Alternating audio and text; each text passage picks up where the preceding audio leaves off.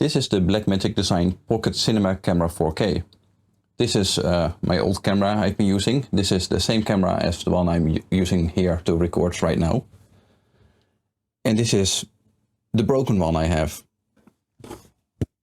If you look at the display here, you might notice this weird edge on the screen. And that is not dust on the screen, this is dust in the screen. And the issue with this camera is that the touchscreen delaminates from the LCD screen underneath it, which gives a weird edge.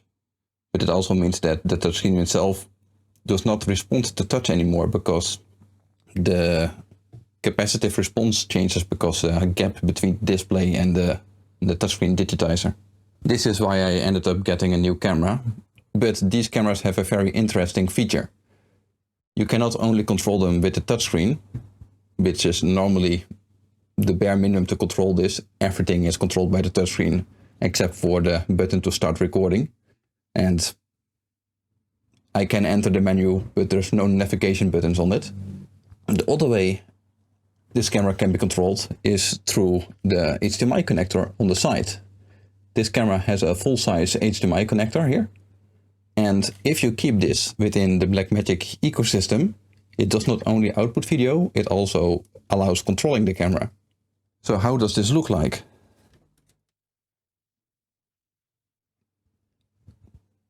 This is a Blackmagic Design ATEM video mixer.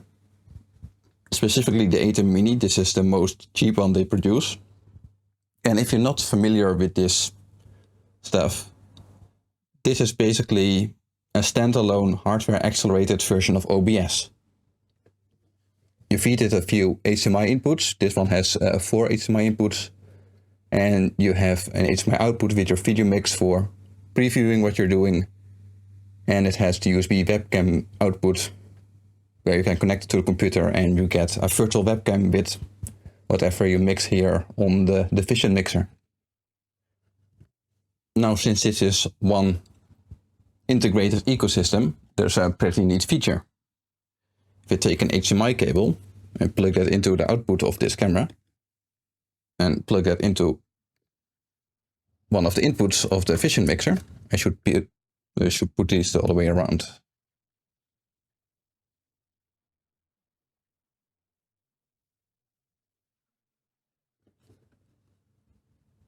Then nothing happens. So it turns out I just had a broken HDMI cable, so I grabbed a new one and now it's working. If I plug in the HDMI cable here to input 1, it says on air here. And at this point, it's just like what you expect. It's sending the video signal from the camera over HDMI to the Vision mixer here to have, you know, normal camera connectivity.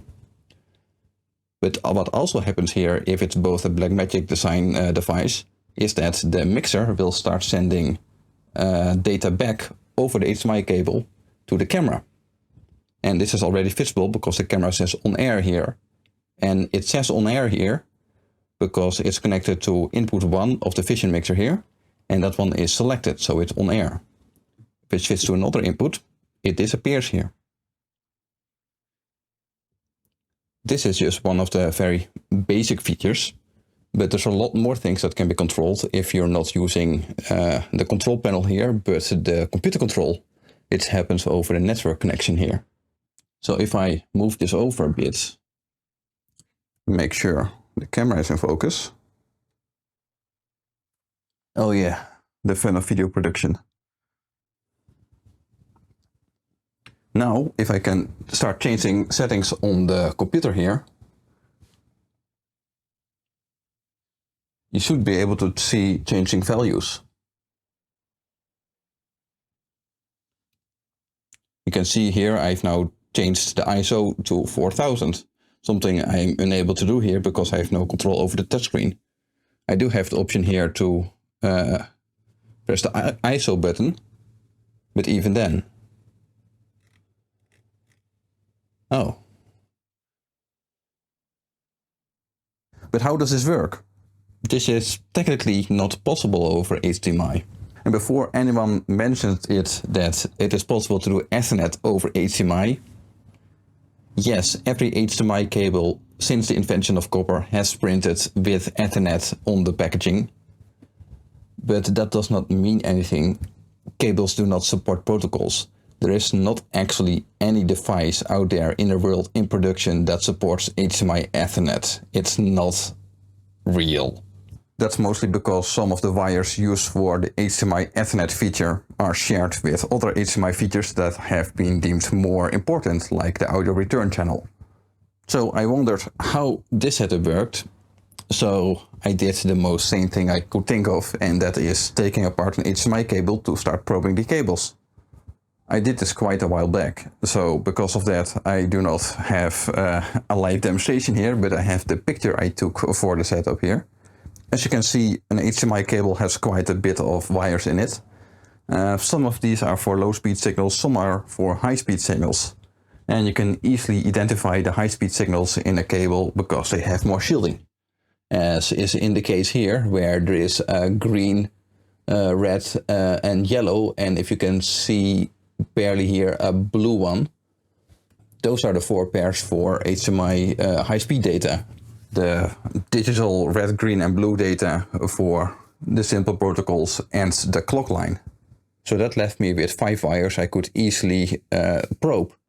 And I did that by cutting it apart and adding probing points and connecting up to a logic analyzer. After this, I've connected it up to a brilliant piece of software called PulseView. It's an open source tool that allows you to control a lot of measuring equipment like oscilloscopes and logic analyzers and collect traces and analyze them. And this is the output of that. It shows me all the things happening on the wires between the camera and the ATEM mini device. The most activity here I saw was on the CEC line. CEC is a standard for consumer electronics control. And that's basically the feature that allows connecting your DVD player or Blu-ray player to your TV and then control the Blu-ray player with the TV remote instead of the remote of the Blu-ray player, because the TV can send commands over HDMI to the player to control it. In practice, I never see anyone use this because there's massive compatibility issues.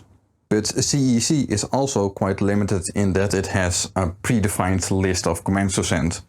It has commands for your standard remote buttons like up, down, left, right for browsing menus.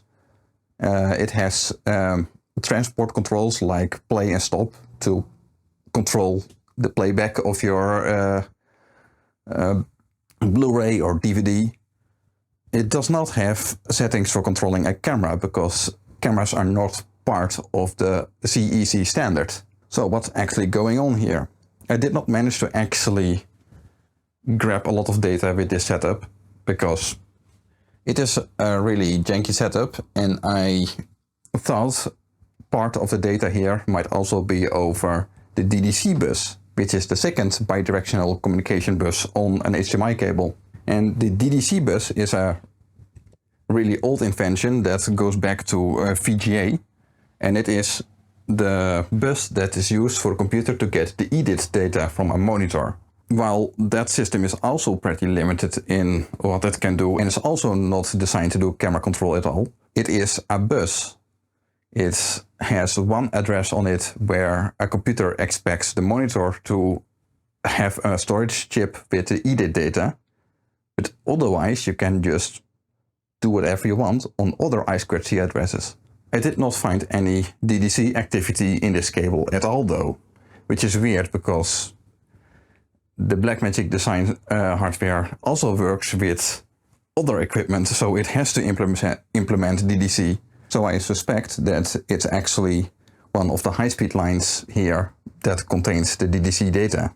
And I did not want to open up any of the shielded cables because if I have the wrong one, I will break the cable.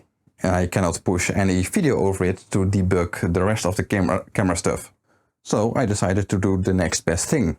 What I made is this PCB. Let's take that in focus. This is a PCB that I was surprised did not exist yet. It's a pass-through board for HDMI to just connect all the high-speed lines directly and allow me to easily probe all the low-speed signals in the HDMI cable. It has test points here for connecting up a logic analyzer, and these points are for connecting up jumpers to connect the wires or disconnect them. And by disconnecting them, I can connect both ends of the plug to a microcontroller and simulate whatever I want in between. I took this board, connected it between the camera and the vision mixer, and then use that to have a more reliable way to capture the data going between the camera and the vision mixer. Using this, I've been able to get a lot more reliable capture and actually have the EDID data, and it is visible here. In this capture you can see that it actually works. What you can see here is a burst of DDC activity before it starts any of the CEC activity. That is the startup procedure of the camera. And that is because from the perspective of the camera, the video mixer here is a monitor. So it has to carry the EDID to see what resolutions it supports. So this burst of data is actually sent by the camera to probe that. And while fetching that, the ATEM adds a few vendor fields to the EDID data that signifies it's their own closed ecosystem. And as soon as that specific bit of EDID data is detected, the camera will attempt to do CEC communication with the ATEM mini device. But the CEC implementation here is also very weird because CEC does not support this. So let's have a closer look at it. And for this I can easier switch to my video capture. So here's PulseView running on my laptop, and I've loaded an old capture of the data I've captured between the camera and the ATEM mini switcher. This is just from a really cheap capture device. I've only enabled 3 of the lines here to make the output a bit easier to understand. So what you can see here is when I turn on the camera, it will start powering up the CEC lines. So the bus is powered from the camera side. And after about 2 seconds, the camera will use the DDC bus to read the EDID data from the ATEM mini. And that's this block here of communication. And below here is the decoder from PulseView for I2C. And stacked on top of that is the decoder for EDID, which is just built in. And that's why PulseView is a pretty nice piece of software. The EDID data is basically a small flash storage thing that's emulated in the ATEM mini. And the camera is reading it sequentially. So I just have a dump of the flash contents here of the EDID block in the ATEM mini. And you can see that it will decode all the basic information about the monitor in quote marks that is simulated by the ATEM mini. And it has some fun stuff like the physical size being 71 by 40 centimeters of the display. If I scroll further here, it will just show a lot of internals about the timings of the display signal here. That is not really relevant to the parts I'm interested in. And again here the physical size, but now with more precision because this is a newer part of the standard. And if I go further, here, there is the monitor name, which is just BMD HDMI here, which is the name that shows up in the computer if you plug it into one of the inputs of the ATEM device. And then here is the checksum and the extension bit. And sadly, PulseView does not decode any of the extensions here, so it just shows me a raw dump of the bytes. And I wasted quite a bit of time on this because I thought something interesting was in here. Specifically a vendor block from Blackmagic Design that is possibly not decoded. So I did what any reasonable developer would do, and I created a new utility for decoding hexdumps because somehow all the tools are quite annoying. This is the online struct decoder. This is just a simple JavaScript project I made. In the first field here, you can just give it a Python struct.pack definition. Here some bytes. It will decode to this block, and here it will be shown as JSON output and colorized bytes. So this is just a demo here. Let's give it the code from my decoding. So if I paste in here the EDID data from port 1, then I can start decoding it by typing out the struct.unpack format here. The first 8 bytes of EDID is just a basic header. So I can just add more specifiers here and everything updates in real time. I just have to have a peek at what specifiers I used the first time, because the first time I did this alongside the EDID specification. And that would make this a very long video. But let's add some example bytes. There's 2 16-bit fields and a 32-bit field here. I think that's, yeah, that's unsigned field, so it should be a capital. And the names can be added here. Vendor ID, product ID, and the serial number. You can see that everything is decoding here. And this is basically how I went through the entire specification, added all the fields to figure out what byte in the EDID block is what. So if I add a bit of padding here to skip ahead, then at offset 126, I am again at the numx field, which specifies there's one extension block behind it. And this was the block that was not decoded in PulseView. And at this point, I realized that this vendor block is not from Blackmagic Design, which I thought it would be since this is the vendor block. But apparently, because EDID is old, all the extra stuff added for HDMI is also a vendor block. And I realized that because the next 3 bytes here, the F70203, was in the examples, and that is the CEA 861 extension block.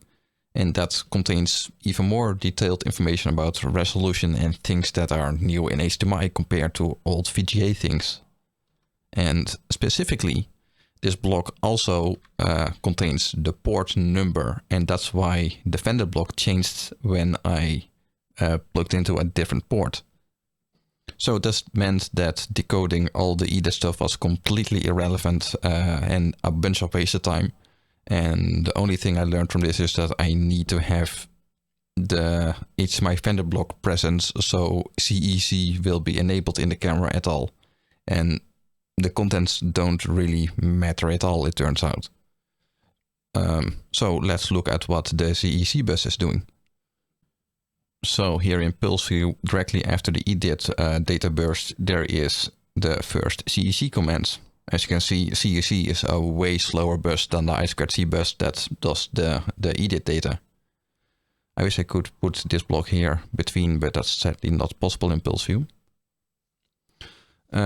So yeah, the first byte here is a special packet in CEC to do a ping, and this is just done by the camera to check if there's an address collision already, which there won't be because this is a private bus. And then here's the actual CEC data. And basically all the information about CEC is what is contained in PulseView. It is not easy to find a real specification about this stuff. The first few packets here is just standard CEC stuff to give the camera a logical address based on its physical address. And right after that, it starts sending completely invalid CEC data. After the initial handshake over CEC, there is 2 more packets of data here, and this is me pressing changing the shutter twice in the PC software. And this is just to have a smaller test case look at changing one number in the camera. But at this point, PulseView is not really needed anymore, so I exported the data from the decoded CEC frames from PulseView and put them in a text file. So let's look at the first packet. CEC uses 4-bit addressing, so the first byte is the sender address and the receiver address, and address F is the broadcast address. So this is device 1 sending a broadcast to everything with command 84, and the data is 2000. So what this is the first packet you saw in PulseView, where it will link its physical address to its logical address. And its logical address is 1 here. And the physical address is 2.0.0.0, which means that it is device on HDMI port 2 and there's no more hubs in between. So that's the whole code. And the number here changed because I'm using an older capture here where I connected the camera to HDMI 2 of the ATEM Mini. So the next frame, this is again sent by device 1 and it's a broadcast. And the opcode here is A0. And this is again vendor command. And this time it doesn't mean a newer part of the specification, but it's actually a Blackmagic Design vendor command. And I know that because the next bytes are 7C2E0D, which is the MAC address prefix used by Blackmagic devices on the network. So this means that I once again are in the reverse engineering area instead of just reading specifications. The 0101 is the data payload for this command, and I have no idea what it's for. But all I know is that after this command, it's no longer communicating using the CEC standard, it's just all vendor bytes from now on. The following packets still somewhat follow the CEC format, but not in the usual way.